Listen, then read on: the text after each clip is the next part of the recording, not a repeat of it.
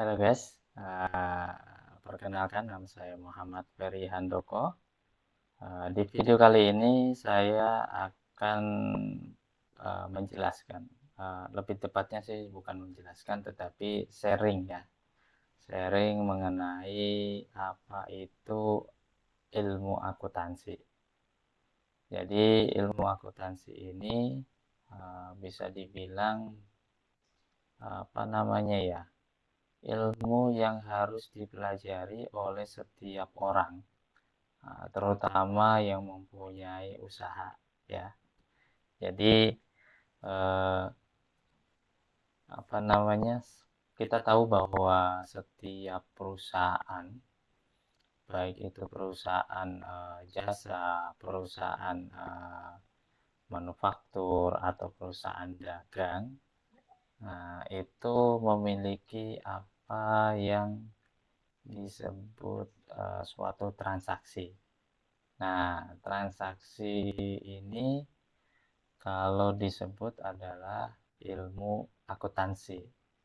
Jadi setiap transaksi yang dilakukan suatu perusahaan itu disebutnya dalam ilmu itu adalah ilmu akuntansi. Nah, jadi di video kali ini saya berharap untuk teman-teman yang belum mengetahui apa akuntansi itu sedikit bisa belajar, menambah pengetahuan sehingga apa namanya, apa itu akuntansi menjadi menambah ilmunya lah ya. Jadi ya mohon maaf apabila mungkin nantinya ada beberapa penjelasan saya yang kurang dimengerti. Tapi saya akan berusaha untuk bisa sharing menjelaskan dengan sedikit eh, apa namanya bahasa yang supaya bisa dimengerti oleh teman-teman semuanya. Jadi saya pun masih belajar dalam menyampaikan apa namanya ilmu ya. Jadi kita sama-sama belajar lah ya. Oke, yang pertama adalah mungkin tadi yang bisa dibilang akuntansi ya. Ya. Jadi ilmu akuntansi ini adalah ilmu dalam pencatatan, pengidentifikasian, dan laporan. Jadi akuntansi itu ya eh, ilmu untuk mencatat, mengkelompokkan, mengidentifikasi, terus membuat suatu laporan untuk mengetahui perusahaan keuangan di dalam perusahaan itu sendiri. Ya. Jadi setiap perusahaan pasti melakukan suatu transaksi, baik itu jasa, kemudian dagang, perusahaan dagang, kemudian perusahaan manufaktur.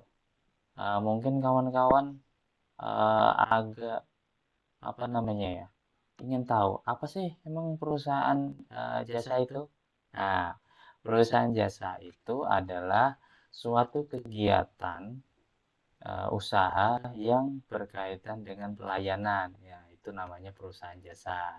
Seperti angkut-angkut, transportasi, itu namanya perusahaan jasa. Kemudian ada yang dinamakan perusahaan dagang juga. Nah, perusahaan dagang ini adalah perusahaan yang bergerak dalam jual beli barang. Jadi dia membeli barang terus dijual kembali. Kemudian perusahaan manufaktur. Perusahaan manufaktur sendiri adalah perusahaan yang bergerak dalam mengolah barang yang mengolah barang setengah jadi menjadi barang jadi atau mengolah dari barang yang dasar menjadi barang yang jadi kemudian dijual belikan ya. Itu adalah beberapa yang dinamakan dengan perusahaan jasa, perusahaan dagang, dengan perusahaan manufaktur. Oke, lanjut ya, kawan-kawan ya.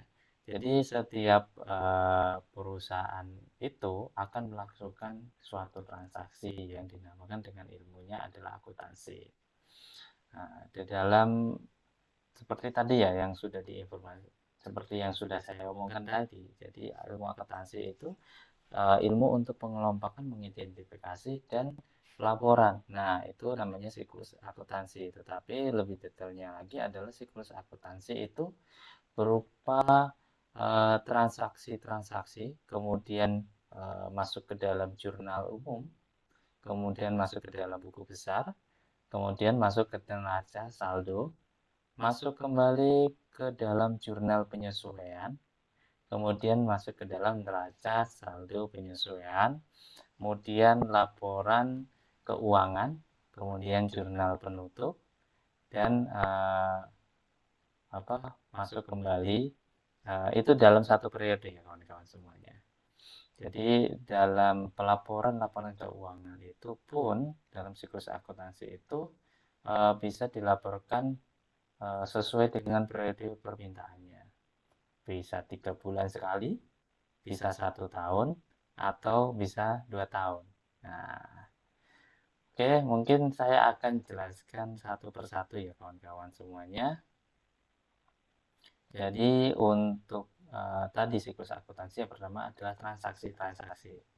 Jadi transaksi itu adalah suatu kegiatan atau bentuk dari kegiatan seperti penambahan modal, kemudian pendapatan jasa, kemudian pembayaran pembayaran gaji itu masuk dalam transaksi. Jadi mungkin kalau saya perlihatkan, mungkin seperti ini ya kawan-kawan. Jadi contoh seperti ini bahwa di sini menyebutkan peralatan pembersih truk disusutkan dengan tarif 20%, setahun 10% untuk setiap 6 bulan. Kemudian juga ada di sini yang namanya adalah saldo hutang dagang dihitung secara salah sehingga ada penilaian terlalu tinggi sebesar 200.000. Nah, itu namanya juga transaksi. Nah, kemudian ada transaksi itu ada yang namanya pendapatan jasa beban-beban. Nah, itu namanya juga transaksi kawan-kawan semuanya. Kemudian setelah kita tahu transaksi itu kelompoknya apa aja sih? Nah, jangan sampai salah kawan-kawan ya. Jadi namanya transaksi itu kita harus mengelompokkan sesuai dengan akun-akunnya ya. Jadi kalau modal ya dinamakan dengan modal, dimasukkan ke dalam kolom modal. Jangan sampai nanti salah. Seperti modal dimasukkan ke dalam pendapatan atau modal ditulisnya kas ya. Jadi berbeda kawan-kawan semuanya. Kemudian ada yang namanya jurnal umum. Nah, jurnal umum ini berisi adalah akun-akun dari transaksi hasil transaksi tadi. Seperti mungkin modal berpengaruh terhadap kas. Jadi modalnya masuk di dalam debit, kasnya masuk di dalam kredit. Ya. Atau bentar ya, saya cek sebentar, mohon maaf. Takutnya ada yang salah. Nah, jadi salah. Jadi dalam jurnal umum itu ketika ada namanya modal. Jadi dalam penulisan di dalam jurnal umum ya. Jadi kawan-kawan masukin nama akunnya adalah yang pertama adalah kas. Kemudian kas itu masuk ke dalam debit ya. Kemudian modal. Nah, modalnya ini masuk ke dalam kredit. Itu jika di jurnal umum ya kawan-kawan. Jangan sampai kebalik. Nanti ketika kawan-kawan menulisnya modal di debit dan kas di kredit, nanti hasilnya akan berbeda ya. Kemudian ada yang namanya kita ada perlengkapan. Jadi ada pembelian perlengkapan ATK. Nah, contoh adalah pembelian perlengkapan ATK sebesar Rp250.000. Nah, kebetulan untuk pembelian ini masuknya ke dalam kredit atau belum dibayar, sehingga namanya dalam akun jurnal umum itu adalah namanya utang usaha. Jadi perlengkapan ATK ditulisnya di debit, kemudian utang usaha ditulisnya di kredit. Kemudian ada juga yang namanya di transaksi itu pembayaran beban sewa sebesar 15 juta. Contoh saja ini ya. Jadi beban sewa masuk di dalam debit 15 juta. Nah, karena ini pembayaran sehingga kasnya, jadi kas di dalam jurnal umum ditulis kas ditulis dalam kredit 15 juta. Jadi berkurang 15 juta untuk beban sewa. Kemudian di tanggal 8 itu kita mendapatkan pendapatan jasa. Nah, berarti dalam jurnal umum itu ditulisnya adalah kas. Jadi pendapatan tadi adalah Rp500.000. Jadi dari usaha itu kita mendapat pendapatan. Nah, dalam jurnal umum itu ditulisnya adalah kas, ditulis pada debit 500.000, kemudian pendapatan jasa ditulis pada kredit 500.000. Jadi hati-hati kawan-kawan, jangan sampai salah ya. Nah, itu adalah yang namanya tadi jurnal umum. Contohnya seperti ini ya kawan-kawan. Jadi semua transaksi setelah ditulis masuk ke dalam jurnal umum. Nah, ini adalah contoh dari jurnal umum. Nah, sampai di total di bawah hasilnya harus balance ya. Kalau nggak balance berarti ada yang salah. Oke, kawan-kawan. Kemudian adalah step yang selanjutnya adalah buku besar. Ya, dalam siklus akuntansi, step selanjutnya setelah transaksi kemudian jurnal umum kita masuk ke dalam buku besar. Jadi di dalam buku besar itu adalah pengelompokan akun-akun dari jurnal umum ya. Jadi kalau kas ditulis kas semua berapa kali transaksi ditulisnya masuk di dalam kas sesuai dengan akun debit atau kreditnya ya kawan-kawan, jangan sampai salah. Kemudian ada utang usaha. Utang usaha juga ditulis utang usaha tanggal berapa, akunnya apa ya. Jadi utang usaha maksudnya debit atau kredit. Itu juga ditulis semua. Nah, setelah itu nanti di dalam buku besar itu ketahuan apakah sisa atau saldonya itu kredit apa debit ya. Nanti akan ketahuan di dalam buku besar. Ya. Kemudian siklus yang selanjutnya adalah neraca saldo. Nah, neraca saldo itu berisi tentang summary dari buku besar, dari akun-akun tadi. Kalau kas semuanya, kasnya itu nilainya berapa. Nah, kemudian piutang usaha, piutang utang usahanya masuknya di debit ada berapa atau di kredit ada berapa.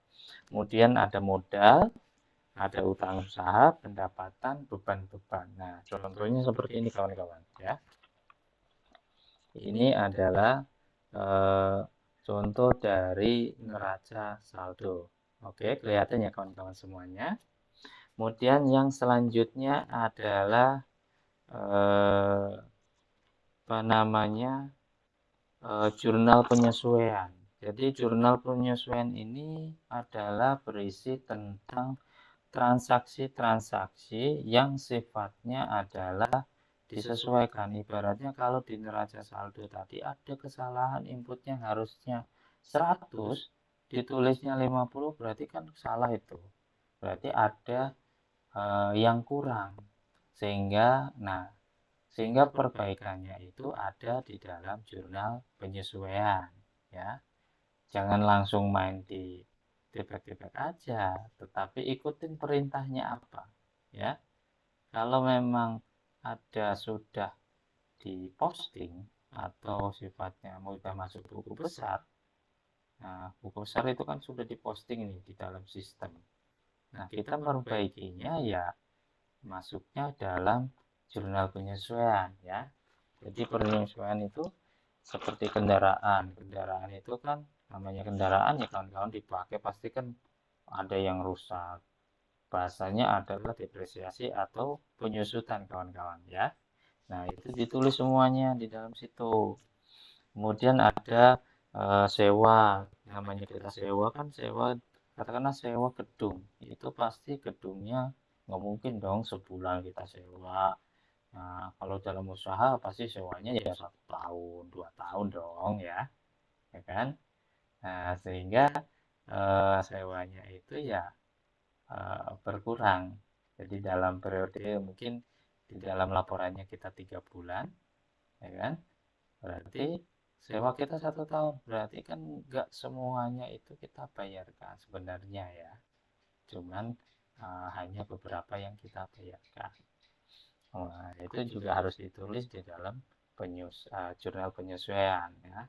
Kemudian ada apa namanya beban peralatan atau perlengkapan juga sama ya.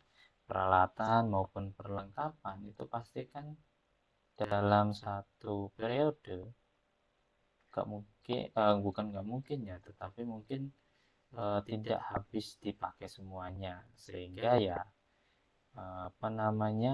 pasti ada yang berkurang. Nah, itu kita juga harus masukin dalam jurnal penyesuaian. Kemudian masuk step yang siklus yang selanjutnya adalah neraca saldo eh, penyesuaian. Itu masuk dalam laporan neraca lajur, ya kawan-kawan. Jadi di dalam laporan neraca lajur itu terdapat beberapa poin. Yang pertama adalah laporan neraca saldo. Nah, ditulis di dalam situ. Kemudian jurnal penyesuaian, kemudian neraca saldo penyesuaian. Nah, mungkin kawan-kawan sebagai gambaran mungkin saya perlihatkan ya, mungkin seperti ini. Jadi ini ada beberapa kolom, ya, namanya neraca saldo neraca lajur, mohon maaf, neraca lajurnya. Jadi di sini adalah terdapat dari laporan-laporan tadi kita masukkan ke dalam sini semuanya, ya. Kita masukkan ke dalam sini.